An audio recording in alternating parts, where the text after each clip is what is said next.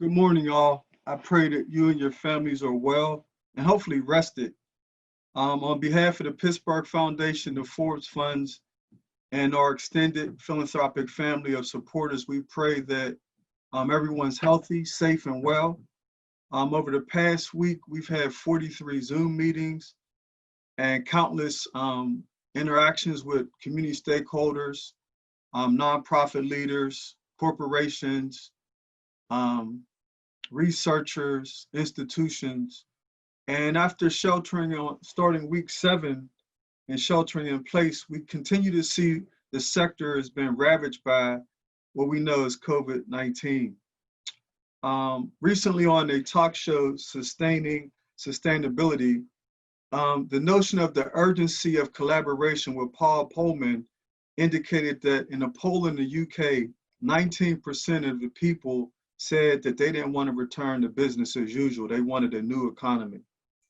We have an opportunity to focus on creating a different economy, he spoke about, looking at strong recovery models that look at putting humanity first and at the center of their model. Focusing on resiliency and green chemistry, and also looking at the planetary boundaries that should be adhered to. While the US has 3 times as many green job opportunities than our fossil economy, it looks as if this focus on our climate task force that's been created by Paul is estimating that over the next 10 years, there will be they will be able to unlock $26 trillion in our economy, in the world economy around this new job creation, which accounts to 65 million jobs.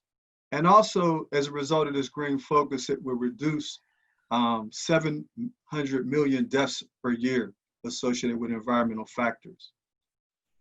We have considered how we have put our work in this community, in this region at the forefront, and we noticed that to create a stronger and social contract, we need to look at how we support healthcare workers, truck drivers, package delivery teams, the gig economy, small businesses, sole proprietorships, artists, and many more.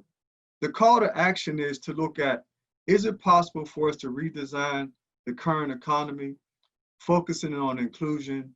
Can we drive equitable change through an environmental lens and working collaboratively with government organizations to create new policy changes that provide a different reality for all people? In Southwestern PA, we have over 5,000 nonprofits that will be directly impacted by COVID-19. At the Forbes Funds, we have been expressing for the past 25 months the urgency to look at collaborations that are critical to providing a more streamlined delivery system in the nonprofit sector. With shrinking philanthropic resources, we know that the strategic alignments that we once talked about as a theory are now more of a need than ever. And this produces one pathway to reduce the shuttering of the essential nonprofits and businesses in our region. The Forbes Funds continues to focus on strategic planning, back office supports, and financial management. And as a result of COVID-19, we've introduced new COVID-19 services to assist nonprofit leaders in their thinking and potential next steps. Everyone is affected by this pandemic, and it's now more than ever important to look at how we look at a future together for all people.